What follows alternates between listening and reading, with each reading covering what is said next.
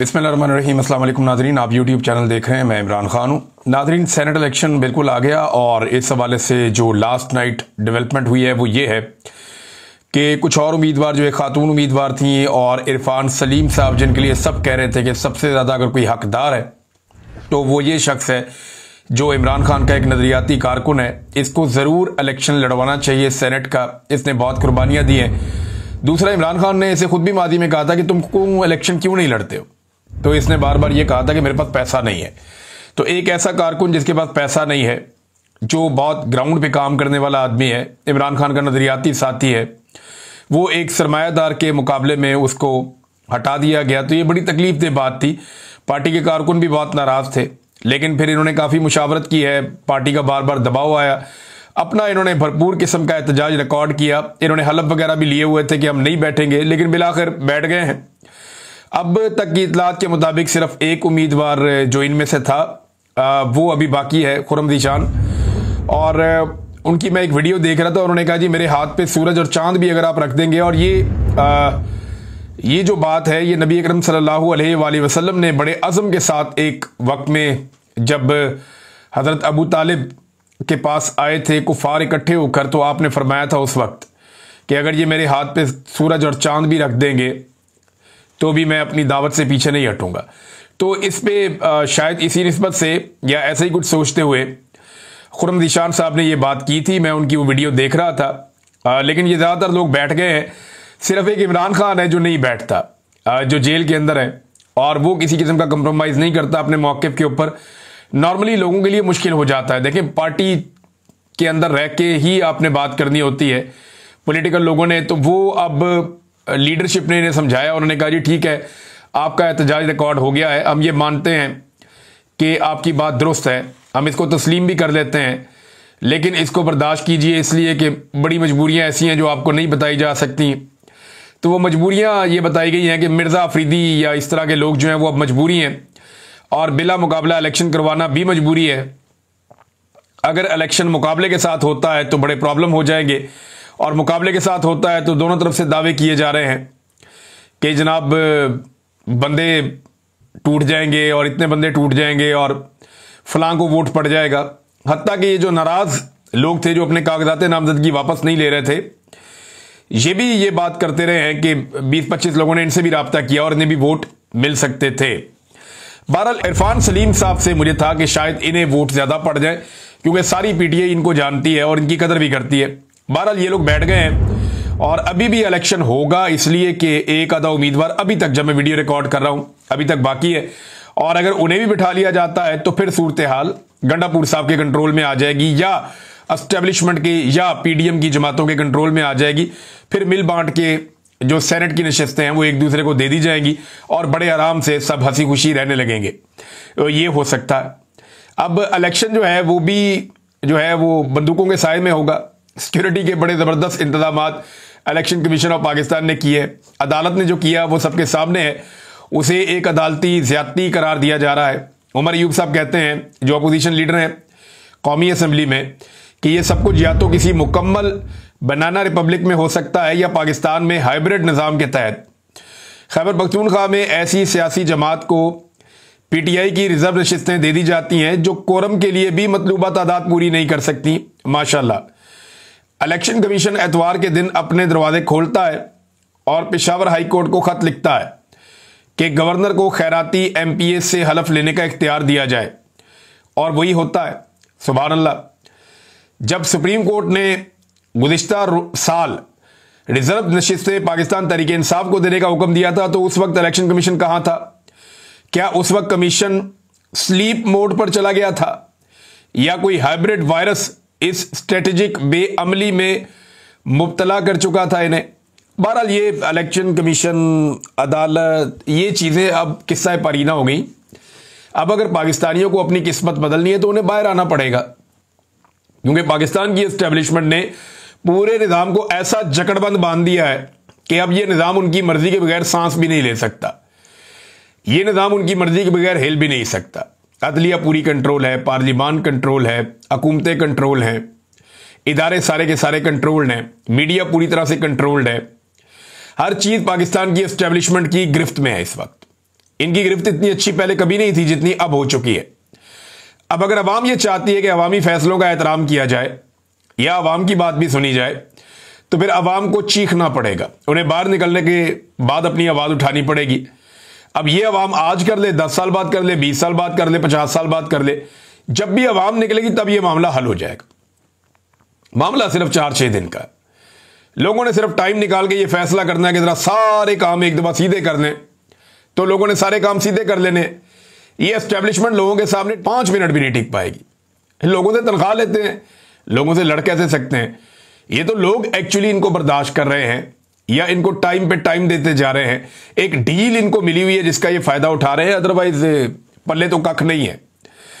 अब नाजरीन, एक और अदालती नाइंसाफी का जो मामला है वो मैंने आपके सामने रखा। इसमें एक ही अदालत में 2 कवानीन हैं। छुट्टी के रोज हलफ लेने का हुक्म आ गया, मगर हलफ बर्दारी के खिलाफ पिटीशन तक वसूल ना हुई। यानी पीडीएम का फायदा करना है, एस्टेब्लिशमेंट का हुक्म बजा लाना है, तो छुट्टी वाले दिन हुक्म आ जाएगा। लेकिन उसी दिन जब वो हुक्म दे रहे हैं, अगर एक पिटीशन चली जाएगी तो वो वसूल नहीं होगी। छुट्टी है जनाब आज। मखसूस नशिस्तों की हलफ बर्दारी के खिलाफ पिटीशन मुकम्मल है। आज छुट्टी के बायस हाईकोर्ट ने रिट वसूल नहीं की, कल हाईकोर्ट में दरखास्त दायर करेंगे, ये गंडापुर साहब ने कहा है। नाज़रीन, दूसरी जानिब जो तहरीक है वो आहिस्ता आहिस्ता आगे बढ़ना शुरू हुई है। जो इमरान खान साहब ने कहा कि 5 अगस्त तक आपने बड़ा काम करना है, तो गिलगित बल्तिस्तान में बहुत बड़ी रैली निकली नौजवानों की।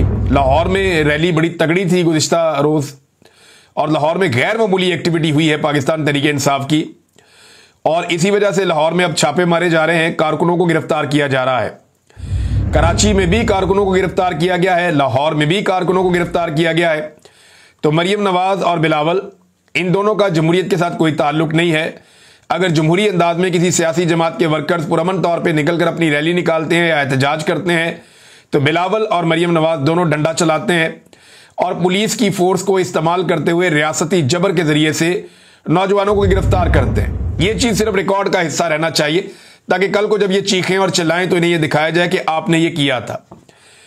और कराची के अंदर भी एहतजाजी रैलियां हुई हैं, सिंध में, दीगर जगहों पे, एबटाबाद में, शब-कदर में, पेशावर में और बहुत सारी जगहों में, बलूचिस्तान में भी।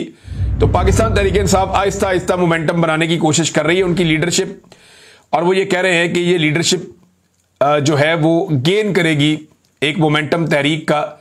लेकिन देखना है कि कितना गेन करते हैं। अभी तक वो बात नहीं बनी जैसी गुज़िश्ता साल थी। मैं सीरियसली आपको बता रहा हूं कि बिला वजह जो है वो कोई मामला उठाने का फायदा कोई नहीं। जैसे ये तहरीक पिछले साल एक तेजी से आगे की तरफ बढ़ रही थी, या लोगों को लीडरशिप से जो उम्मीद थी पिछले साल, वो इस साल नजर नहीं आ रही। गंडापुर साहब ने इतने वादे किए, इतने वादे किए, इतनी कस्में खाई हैं, और सारे वादे भी तोड़ दिए और कस्में भी तोड़ दी और हलफ की भी खिलाफवर्जी कर ली। लेकिन गंडापुर साहब ने लोगों को मायूस किया। बाकी की आदत ने तो कोई इस तरह के दावे ही नहीं किए थे। बैरिस्टर गौर ने क्या दावा करना है, बाकी लोगों ने क्या दावा करना है, और जो दावे करने वाले हैं वो कुछ कर नहीं पाए। बहरहाल अब दोबारा कोशिश कर रहे हैं। इसमें पंजाब के अंदर बड़ा जोर लगाया जा रहा है। आलिया हमजा साहिबा कोशिश करते हैं, फिर रावलपिंडी डिवीजन के अंदर बड़ी कोशिश कर रहे हैं बहुत सारे लोग कि एक तगड़ी तहरीक खड़ी की जाए, और रावलपिंडी डिवीजन जब खड़ा होगा तो फिर पूरा पंजाब खड़ा होगा। ये बहुत इंपॉर्टेंट है, और ये इसकी जो स्ट्रेटेजिक अहमियत है वो सारे लोग जानते हैं कि रावलपिंडी में एहतजाज हो तो क्या होता है। नाज़रीन, एक और चीज़ जो इंपॉर्टेंट हुई वो ये हुई कि जितने भी नाराज अरकान हैं पाकिस्तान तहरीक इंसाफ के, वो सारे के सारे मलबा गिराते हैं बैरिस्टर सैफ पर।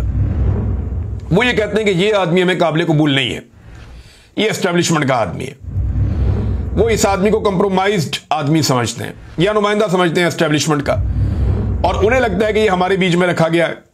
मैं आपको कई मरतबा कह चुका हूं कि बैरिस्टर सैफ जो है वो अली अमीन गंडापुर के लिए ऐसे ही है जैसे शहबाज शरीफ के लिए मोहसिन नकवी है। यानी मोहसिन नकवी वो सारे काम कर सकता है जो शहबाज शरीफ नहीं कर सकता। यानी मोहसिन नकवी जाके डोनाल्ड ट्रंप से भी मिलाया, हाथ मिलाकर आ गया, लेकिन शहबाज शरीफ नहीं कर पाया। इसी तरह बैरिस्टर सैफ जो है जब दिल करता है अडियाला चला जाता है, जब दिल करता है किसी को मिल लेता है, मामला कर लेता है। लेकिन बैरिस्टर सैफ जो है उसका जो चीफ है या जो उसका सरबराह है अली अमीन गंडापुर, वो अडियाला जाके इमरान खान साहब से मुलाकात नहीं कर पाता। तो ये बिल्कुल बेवकूफ़ किस्म की सीटें हैं। ये सिर्फ नशिस्तों पर बिठाए गए हैं, निज़ाम चलवाए जा रहे हैं मोहसिन नकवियों से और बैरिस्टर सैफों से। और निज़ाम यही लोग चला रहे हैं और इन्हीं के खिलाफ तमाम पाकिस्तान तहरीक इंसाफ के नाराज अरकान हैं। नाज़रीन, हमारे बड़े अच्छे जर्नलिस्ट दोस्त हैं अली ज़ई, और ये वीलॉग्स करते हैं, बड़ा खुलकर बोलते हैं, दबंग आदमी हैं। उनका ये कहना है कि मेरे घर पर पुलिस नफरी लेकर छापे मार रही है। इनके भाई को भी कत्ल किया था कुछ अर्सा पहले, इंतहाई अफसोसनाक और काबिल मजम्मत हरकत हुई थी, और अब उनके घर पर पुलिस की नफरी लगातार छापे मार रही है। मैं ना दहशतगर्द हूं ना कातिल हूं, अलबत्ता मेरे भाई को 2 महीने पहले कत्ल किया गया है। इस वक्त मेरे घर पर पुलिस की भारी नफरी मौजूद है। अली अमीन गंडापुर, फैसल अमीन साहब, ये तहरीक इंसाफ की हुकूमत है? ये अली ज़ई ने सवाल उठाया है। अब इसका जवाब क्या है किसी के पास? सबको आइडिया है कि कितनी का हुकूमत है अली अमीन गंडापुर की खैबर पख्तूनख्वा में, और कितनी बात उनकी सुनी जाती है, ये तो सब जानते हैं। एस्टेब्लिशमेंट जो कहती है वो इस तरीके से मामले को आगे लेकर चले जाते हैं, और उसके अलावा वो कुछ कर नहीं सकते। अदील हबीब साहब हैं, जर्नलिस्ट हैं, सियासत.pk को रन करते हैं। उन्होंने एक बड़ा अहम नुक्ता उठाया, और ये मैं बहुत सारे और लोगों से सुन भी चुका हूं, पहले आपको बता भी चुका हूं कि पाकिस्तान की जो इंटेलिजेंस इदारे हैं या एजेंसियां हैं, स्पेशली जो मिलिट्री एस्टेब्लिशमेंट की जो एजेंसियां उनके साथ काम करती हैं, ISI या मिलिट्री इंटेलिजेंस या दीगर, वो नॉर्मली ये देखते हैं कि आर्मी चीफ को कोई गाली ना दे, कोई बुरा भला ना कहे, कोई इदारे के खिलाफ कोई प्रोपेगेंडा वगैरह ना हो, तो इस मामले में वो आ जाते हैं कि यार ये ना करें आप। लेकिन अब यही इदारे मरियम नवाज के लिए भी काम करना शुरू हो गए हैं। आदिल हबीब साहब बताते हैं कि पहले सिर्फ आर्मी चीफ को पाकिस्तान में मुकद्दस गाय तस्वर किया जाता था, अब मरियम नवाज की भी तौहीन करने पर एजेंसियां पिछले चंद दिनों से लोगों के घरों पर छापे मार रही हैं। आकर कहते हैं कि अपने लड़के का मुंह बंद कराओ, मरियम के खिलाफ बहुत बोलता है। मेरा आर्मी चीफ से सवाल है कि क्या यह सब आपकी ईमा पर किया जा रहा है? क्या अब मरियम को भी आप वाला दर्जा हासिल हो गया है, या आपके दर्जे में उसको हिस्सा मिल गया है? लेकिन ये जो हमारे दोस्त है ना सहाफी ज़ईम लगारी साहब, उन्हें जब गिरफ्तार किया गया तो उनके साथ कुछ और लोग भी गिरफ्तार हुए थे, और मुझे आइडिया है कौन कौन हुआ था, मेरी उनसे बात भी हुई। वो सब लोगों को ये वहां पे ISI वाले मारते थे और उन्हें कहते थे कि मरियम नवाज के खिलाफ नहीं बोलना, और वो बेचारे माफिया मांगते थे कि नहीं बोलेंगे, आज के बाद नहीं बोलेंगे, मरियम नवाज पे हम कोई तनकीद नहीं करेंगे। तो ISI लोगों को फेंटी लगाती है और कहती है कि मरियम के खिलाफ आपने नहीं बोलना। ये हमने तारीख में पहली मरतबा देखा, और हम हैरान हो रहे हैं कि एक लेडी चीफ मिनिस्टर है पंजाब में, उसके लिए पाकिस्तान की इंटेलिजेंस एजेंसियां और मिलिट्री एस्टेब्लिशमेंट इतनी उतावली है कि वो ये देखते हैं कि जैसे आर्मी चीफ की तौहीन नहीं होनी चाहिए, वैसे ही मरियम की भी तौहीन नहीं होनी चाहिए। यही नुक्ता भी इन्होंने उठाया है। और ज़ईम लगारी साहब को भी गिरफ्तार इसीलिए किया गया था कि उन्होंने कोई आर्मी चीफ के खिलाफ खबर नहीं दी थी या फौज के खिलाफ नहीं दी थी। उन्होंने जो खबर दी थी वो सही खबर थी, और वो मरियम नवाज की एक मंसूबे में करप्शन के हवाले से दी थी या बद इंतजामी के हवाले से दी थी। बाद में वो साबित भी हो गया कि पहली बारिश के अंदर वो सारा रंग धुल गया, लेकिन ज़ईम लगारी साहब को उठा के 8 दिन निशाने इबरत बनाया गया, और ये ISI ने किया था। इंतहाई अफसोसनाक हरकत है, घटिया हरकत है, ये नहीं होनी चाहिए, और जो काम करने चाहिए वो कोई कर नहीं रहा इस मुल्क में। यानी जाहिद गशकोरी साहब बड़े अच्छे जर्नलिस्ट हैं, उन्होंने खबर दी है कि 90 अरब का चीनी स्कैंडल, 23 लाख टन चीनी 55 रुपए फी किलो आवाम को महंगी बेची गई है। 7 लाख टन चीनी बैरून मुल्क भेजी गई है। 5 लाख टन चीनी बाहर से वापस मंगवाने पर 83 रुपए फी किलो टैक्स ड्यूटी माफ कराई गई है। वजीर आजम को किस अफसर वजीर ने गुमराह किया? कौन जिम्मेदार है? तहकीकात, ना कोई इंक्वायरी। आगे देखिए, सोचिए होता क्या है। यानी सादी बात यह है कि लुटो दोनों हाथों से। अवाम की जेब है ना, मारो डाका, कोई पूछने वाला नहीं है, कोई जवाब देने वाला नहीं है। आम आदमी को जो मर्जी आता है लूट कर चला जाता है, लोगों को कीड़े मकोड़े समझते हैं। इमरान खान के दौर में जो चीनी जब 80 रुपए किलो हुई तो इन्होंने रो रो के ये हलकान हो गए थे, इन्होंने तबाह बर्बाद कर दी थी हर चीज। आज 200 रुपए किलो और बाद औकात इससे ऊपर भी मिलती रही चीनी, लेकिन कोई बात ही नहीं करता। ना मीडिया माइक लेकर बाहर जाता है, ना कोई इंक्वायरी होती है, ना एजेंसियां बीच में पड़ती हैं, ना नैब बीच में पड़ता है, ना हुकूमत जागती है। हत्ता कि जो अपोजिशन है, पब्लिक अकाउंट कमेटी जो है वो अपोजिशन के पास है ना, तो अब तक चीनी स्कैंडल पे और आटे स्कैंडल पे जुनैद अकबर साहब ने क्या निकाला है? चीनी वाले मामले पे उन्होंने नोटिस जरूर लिया, और ये नोटिस के ऊपर कार्रवाई होनी चाहिए, पता चले कि असल में मामला क्या है। इसका सबको इंतजार रहेगा। नाजरीन, जबरान इलियास साहब जिनका ताल्लुक पाकिस्तान तहरीक इंसाफ सोशल मीडिया से है, वो हेड करते हैं सोशल मीडिया को। उन्होंने एक बड़ा टेक्निकल काम किया उनकी टीम ने। 9 मई तो आपको पता ना, उड़ गया सारा बयानिया ही उड़ गया। सारे गवाह या तो मुकर गए या हलफ से मुकर गए या भाग गए या झूठे साबित हो गए। 9 मई के पल्ले कख नहीं रहा, सब झूठ का पुलंदा साबित हो गया। लेकिन अदालतों में मामला घसीटा जा रहा है, बिला वजह ही घसीटा जा रहा है। ये जो अभी अदालतों में है ना गुज़िश्ता चंद दिनों के अंदर, ये जो वकला ने किया, मियां अली इशफाक साहब ने, बुरहान साहब ने, मारूफ साहब ने, दीगर जितने वकला है, इन्होंने जो तबाही फेरी है वहां पे, और ऐसी जरा की है कि एक गवाह भी ये साबित नहीं कर पाया कि जो वो कह रहा है वो सच है। सारे ही उलट गए। तो अब जबरान रियाज साहब बताते हैं कि 9 मई एक फॉल्स फ्लैग था, जिसकी आड़ में जालिमों का जितना गुस्सा था इमरान खान पर और अवाम पर, वो जुल्म और फसाइयत के जरिए निकाला गया। इस हफ्ते गवाहों के पीछे हटने के बाद सबको पता चल गया है कि ये एक फॉल्स फ्लैग था। अब ये एक गूगल ड्राइव इन्होंने तैयार की है टेक्निकल, और इसमें इन्होंने 9 में फॉल्स फ्लैग के सबूत जमा किए हैं। आप सब इसे डाउनलोड कर सकते हैं और इसको इस्तेमाल कर सकते हैं। उसका लिंक भी उन्होंने साथ दिया हुआ है, drive.google.com, drive_folder, सारा लिंक उन्होंने साथ दिया हुआ है। और ये अब जबरान इलियास साहब बता रहे हैं कि फॉल्स फ्लैग ऑपरेशन था 9 मई, उसके सबूत आ चुके हैं क्योंकि गवाह पीछे हट चुके हैं और गवाहों के पल्ले कख नहीं बचा। तो ये है नाजरीन ये वाला मामला। एक और नाजरीन बड़ी इंपॉर्टेंट खबर है जो पिछले वीलॉग में मैंने आपको दी थी, अब इसकी मजीद तफसीलात सामने आई हैं। कुछ ये दावा किया गया है कि ये मामला जो है वो ईद से पहले का था और इसमें एक मुलजिम गिरफ्तार हो चुका है, पहले ये बताया गया।